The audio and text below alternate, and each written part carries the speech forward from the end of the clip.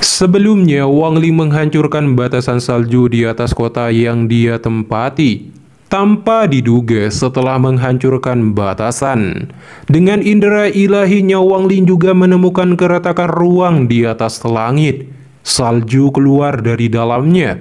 Wang Ling menyadari bahwa seluruh negara 4 aliansi sakte ditutupi oleh batasan salju ini. Setelah itu Wang Ling kembali ke tokonya dan merasakan bahwa sesuatu yang mengerikan akan terjadi. Setelah beberapa saat, Zhao Tai mengetuk pintu dan Wang Ling melambaikan tangannya untuk membuka pintu. Melihat kedatangannya, Wang Ling berkata, "Kita belum pernah bertemu lebih dari 10 tahun. Rekan kultivator terlihat sama." Zhao Tai mengamati Wang Ling dan berkata, "Saudara Wang, kamu memang selangkah lebih maju dariku." Wang Ling berkata, "Itu hanya keberuntungan." Zhao Tai menghela nafas saat melihat 3 ukiran kayu dan berkata, "Berlalunya waktu domain Master King Song sudah diukir olehmu. Ukiran kayu ini sudah bisa dianggap sebagai harta sihir kualitas terbaik di antara kultivator jiwa yang baru lahir. Aku sangat terkesan." Wang Ling tersenyum. "Jika kamu suka, aku bisa memberikannya padamu." Zhao Tai terkejut dan pandangannya menjadi lebih dalam dan berterima kasih. Zhao Tai mengeluarkan pelaka giok dan berkata, "Saudara Wang, aku mengakui kekalahan. Jadi tolong beri aku obsesi lain untuk dihadapi. Aku tidak ingin ukiran kayu ini lagi. Dan kamu dapat memiliki pelaka giok yang berisi teknik formasi jiwa." Permusuhan Zhao Tai terhadap Wang Ling sedikit berkurang. Dia percaya bahwa selama dia memiliki ukiran kayu ini, dia dapat mempelajarinya dan memahami domainnya sendiri yang memiliki beberapa konflik.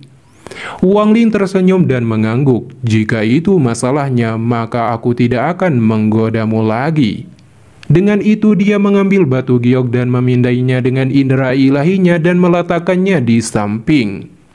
Mendengar itu, Zhao Tai segera mengalihkan pandangannya dan berpindah ke topik tentang salju yang tidak alami ini dan memiliki niat membunuh yang padat di dalamnya. Zhao Tai memandang Wang Ling dan melanjutkan, "Beberapa senior dari aliansi 4 sakte telah pergi untuk memeriksa. Di ketinggian 10.000 km di langit, mereka menemukan keretakan pemindahan satu arah dari para kultivator negara bulan salju yang disembunyikan oleh batasan." Kultivator negara bulan salju, ekspresi wajah Wang Ling berubah. Ini adalah pertama kalinya Wang Ling mendengarnya. Zhao Tai menjelaskan bahwa negara bulan salju adalah negara budidaya peringkat 4 lainnya. Mereka berada di perbatasan benua utara. Daerah itu ditutupi oleh es dan salju, dan budidaya mereka sering dikaitkan dengan itu juga. Jadi setiap kali negara bulan salju menyerang negara lain, mereka menggunakan celah satu arah ini untuk menutupi negara dengan salju terlebih dahulu dan kemudian menyerang. Setelah Zhao Tai selesai berbicara, dia melambaikan tangan kanannya ke arah pintu dan mengambil sebuah bola salju. Kemudian tangan kirinya membentuk segel dan bola api muncul, melepaskan gelombang panas. "Saudara Wang, tolong lihat." Dia menekan bola salju dan bola api bersamaan. Api meletus dan padam, sementara salju tidak mencair sama sekali. Wang Ling langsung kaget melihatnya. Zhao Tai mengatakan ketika seluruh aliansi 4 sakte ditutupi salju ini hingga membentuk dataran es baru, saat itulah negara bulan salju akan menyerang. Tujuan Zhao Tai sebenarnya ke sini adalah mengajak Wang Ling bergabung dengan 4 aliansi sakte untuk meningkatkan kekuatan mereka. Wang Ling berkata, "Aku hanya seorang kultivator jiwa yang baru lahir yang rendah. Ada lebih banyak kultivator dengan tingkat kultivasi yang lebih tinggi di aliansi 4 sakte. Aku tidak akan banyak membantu." Namun Zhao Tai tersenyum mengatakan jika jangan merendah diri. Dengan tingkat kultivasinya, Wang Ling dalam beberapa tahun dapat mencapai tahap formasi jiwa. Wang Ling merenung lalu bertanya, kenapa para kultivator negara bulan salju memulai perang dengan aliansi empat sakte? Zhao Tai beralasan bahwa negara bulan salju kekurangan sumber daya meski mereka mendekati kekuatan besar. Jadi mereka ingin merebut wilayah ini. Wang Ling secara alami menyadari bahwa Zhao Tai tidak jujur dan tidak akan membuat keputusan jika Zhao Tai tidak memberikan kebenarannya. Namun Zhao Tai mengatakan bahwa masalah di balik invasi ini terlalu penting dan sulit untuk diungkapkan pada Wang Ling. Wang Ling secara alami tidak memiliki urusan dengan invasi ini, tapi dia masih mengatakan akan berpikir beberapa saat untuk membuat keputusan ini. Zhao Tai mengeluarkan pelaka giok dan diberikan pada Wang Ling sebagai tanda keputusannya, mau bergabung atau tidak. Dengan itu Zhao Tai pergi dengan memberi hormat, tapi tiba-tiba berhenti ketika dia berada di depan pintu dan berkata, "Saudara Wang, apakah kamu pernah mendengar tentang angin, hujan, guntur, dan pintu surgawi petir? Planet Zuzaku dekat dengan pintu surgawi hujan." Wang Ling terkejut mendengarnya. Menurut ingatan dewa kuno, ini adalah keempat pintu surgawi yang telah ada sejak zaman kuno dan mengarah ke alam surgawi abadi kuno. Setelah Zhao Tai selesai berbicara, dia berjalan keluar. Kemudian empat berpakaian hitam di tingkat akhir jiwa yang baru lahir muncul di belakang Zhao Tai. Indera ilahi mereka semua diarahkan ke toko Wang Ling. Salah satu dari mereka berkata dengan nada dingin, "Rekan kultivator Zhao, perintah yang diberikan oleh aliansi empat sakte adalah untuk membunuh kultivator mencurigakan. Mengapa kamu tidak bertindak?" Zhao Tai berkata, "Hanya dengan kultivasi kalian berempat, bahkan jika aku harus membantu, apakah kamu pikir kita bisa membunuhnya?" Orang berpakaian hitam lain dengan tenang berkata, "Meskipun kita berempat hanya pada tahap akhir jiwa yang baru lahir, jika kita menggunakan formasi, kecuali dia berada di tahap formasi jiwa, dia akan mati. Jika kalian ingin pergi, maka pergilah, aku tidak akan menghentikannya, aku tidak mencari kematian," jawab tegas Zhao Tai, dan keempat kultivator masih keras kepala berjalan menuju toko Wang Ling. Zhao Tai tersenyum dingin dan ingin melihat bagaimana keempat orang sombong ini dapat mengalahkan seseorang yang hampir pada tahap formasi jiwa. Saat mereka berempat dengan cepat menuju toko Wang Ling dengan niat membunuh, mereka berempat tidak tahu akan membangunkan iblis yang berhibernasi beberapa dekade. Wang Ling duduk di dalam toko saat dia meminum seteguk anggur di tangannya dan menghela nafas. Dia sungguh tidak ingin usahanya menjadi manusia dihancurkan dengan membunuh orang. Tetapi Wang Ling masih Wang Ling. Tiba-tiba matanya menjadi kilatan dingin. Kemudian dia membuka pintu untuk melihat keempat kultivator tersebut. Keempat kultivator yang melihat Wang Ling segera membentuk segel. Detik berikutnya, empat pedang berwarna hijau, merah, biru, dan ungu melesat keluar dan membentuk jaring yang mengelilingi Wang Ling. Wang Ling menggerakkan jarinya ke udara. Tiba-tiba domain berlalunya waktu dari ukiran King Song tiba-tiba mulai menyebar, menyebabkan empat jaring pedang berhenti. Di saat itu juga, Wang Ling bergerak cepat menuju salah satu kultivator. Tangannya seperti kilat menunjuk ke kepala kultivator itu. Segera suara pecah terdengar, dia batuk seteguk darah dan segera mati. Melihat momentum ini, ekspresi tiga yang tersisa semuanya dipenuhi ketakutan. Mereka semua mengeluarkan harta yang paling kuat. Salah satu dari mereka memegang payung. Dia secara tidak sadar menggigit lidahnya dan mengeluarkan darah. Darah mendarat di payung hartanya. Tiba-tiba payung terbuka dan seekor ular emas bergegas menuju Wang Ling seolah ingin melahapnya. Wang Ling mengeluarkan bendera kecil di tangannya. Tiba-tiba bendera mengeluarkan asap hitam dan membentuk puluhan naga keluar dan menghancurkan ular emas berkeping-keping. Pada saat yang sama, Wang Ling bergerak maju dengan lembut. Tiba-tiba di depan seorang kultivator yang memegang payung. Tangan kanan Wang Ling sudah mencengkram tenggorokan pria itu, mematahkan lehernya dan dia mati. Wang Ling berkata, "Aku telah membunuh banyak kultivator jiwa yang baru lahir, kamu bukan yang pertama." Sementara dua yang tersisa semakin ketakutan dan langsung melarikan diri. Satu lari ke arah Zhao Wutai dan satunya lagi terbang ke arah yang berbeda, tapi sudah terlambat untuk melarikan diri. Wang Ling selangkah demi selangkah berjalan dan berkata, "Kamu merusak suasana hatiku, jadi kamu harus mati." Dia menjentikkan jarinya dan kesadaran ekstrim menembaki tubuh kultivator yang berlawanan itu sampai mati dan jatuh menimpa Yun Kunzi yang kaget. Setelah membunuh 3 orang, Wang Ling berbalik dan memandangi Zhao Wutai. Meskipun ekspresi Zhao Wutai normal, punggungnya benar-benar basah oleh keringat melihat pembantaian Wang Ling. Melihat mata Wang Ling, Zhao Wutai menggerakkan tangan kanannya dan menghentikan kultivator yang melarikan diri dalam ketakutan itu. Zhao Wutai berkata, "Kalian berempat membuat saudara Wang marah. Bagaimana aku bisa membiarkanmu pergi?" Tangan kirinya membentuk segel dan cahaya ungu muncul membuat domai yang mengelilingi kultivator itu. Sebuah ilusi yang membawa dia kembali ke masa mudanya ketika dia bergabung dengan sekte dan bertemu gurunya. Meskipun dia tahu bahwa ini semua palsu, tapi saat dia sadar kembali, tangan kanan Zhao Wutai sudah ada di dahinya. Dengan sedikit energi spiritual, kultivator itu batuk darah dan jatuh mati.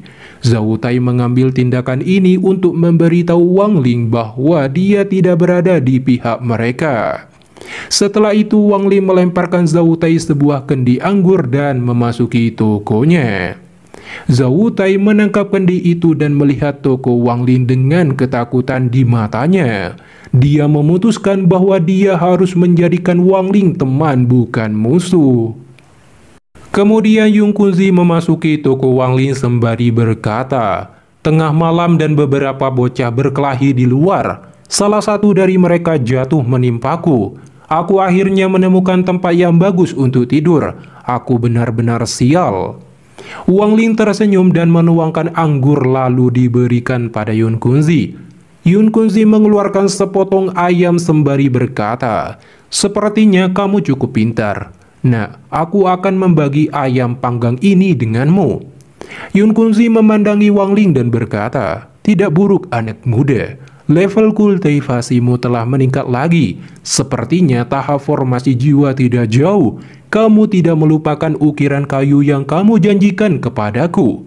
Wang Ling tersenyum berkata, "Tentu saja, aku tidak akan melupakan janji kepada senior."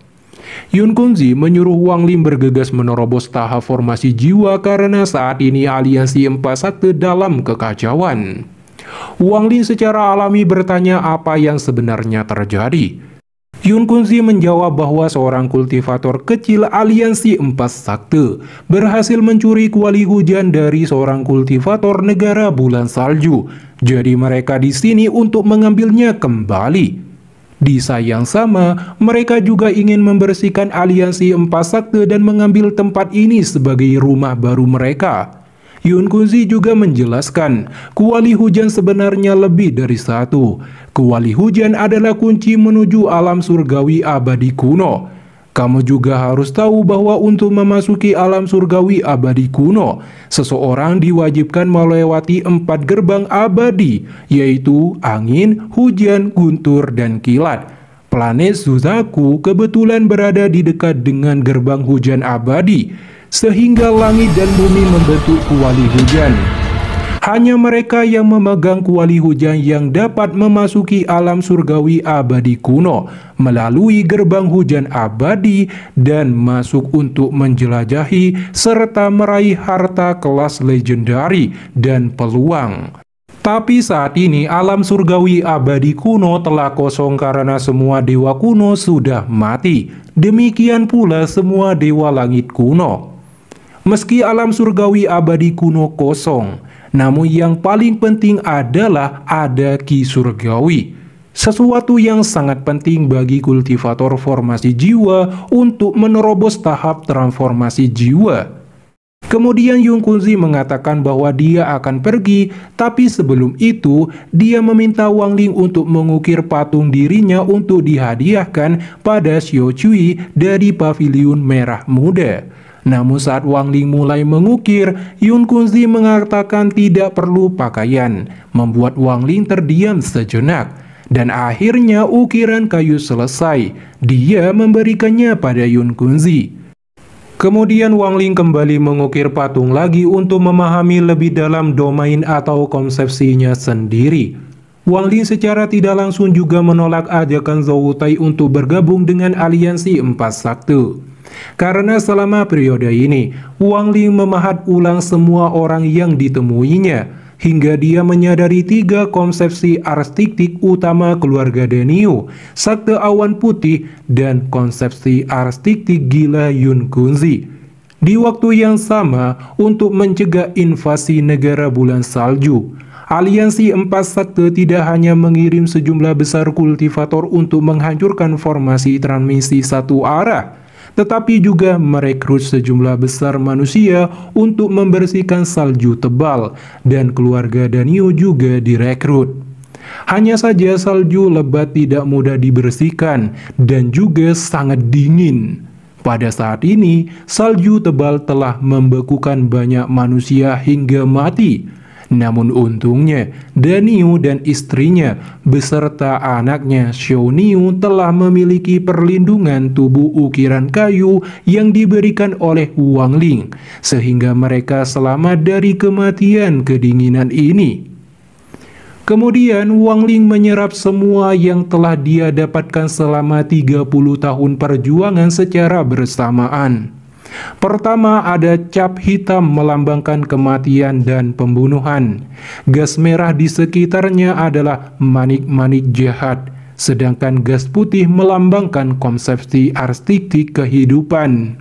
Dengan cara ini, Wang Ling akhirnya memahami konsepsi arsitektik hidup dan mati setelah puluhan tahun bertransformasi ke dunia fana. Apalagi konsepsi arsitektik ini sangat kuat karena merupakan ekstensi teratas. Sekarang keseluruhan pribadi Wang Ling mengalami perubahan yang mengejutkan setelah penyerapan. Selain itu, setelah Wang Ling berhasil memahami konsepsi arsitektik hidup dan mati, meskipun dia belum menerobos ke ranah formasi jiwa, dia bisa dikatakan telah menerobos formasi jiwa. Wang Ling hanya perlu menemukan tempat untuk menerobos dan berlatih keras hingga dia dapat secara resmi menerobos formasi jiwa. Kemudian Wang Ling keluar dari tokonya dan merubah penampilannya dengan modeling baru. Dengan keinginan kuat, dia terbang ke langit dengan momentum yang luar biasa. Di tempat lain, Daniu dalam keputusasaan dan sedih mencari keberadaan keluarganya termasuk Wang Ling. Daniu melihat banyak mayat membeku dan dia jatuh tak berdaya dan mulai menangis melihat ini. Namun untungnya Wang Ling tiba-tiba muncul mengusap kepala Daniu sembari berkata, "Daniu, jangan takut." Daniu sungguh tidak menyangka akan melihat Wang Ling berpenampilan muda seperti yang dia lihat ketika masih kecil. Daniu segera menyadari, "Paman Wang, kamu sebenarnya adalah immortal." Wang Ling tersenyum. "Paman Wang ada di sini, jadi tidak perlu takut. Mari kita pergi mencari istrimu." Pada akhirnya, Wang Ling dan Daniu berhasil menemukan istri Daniu yang lagi tidur di kamarnya.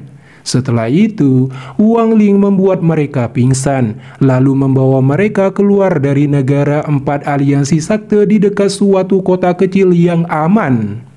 Ketika Daniu dan istrinya bangun, Daniu melihat tumpukan emas di depan mereka, hadiah dari Wang Ling sebelum pergi untuk selamanya.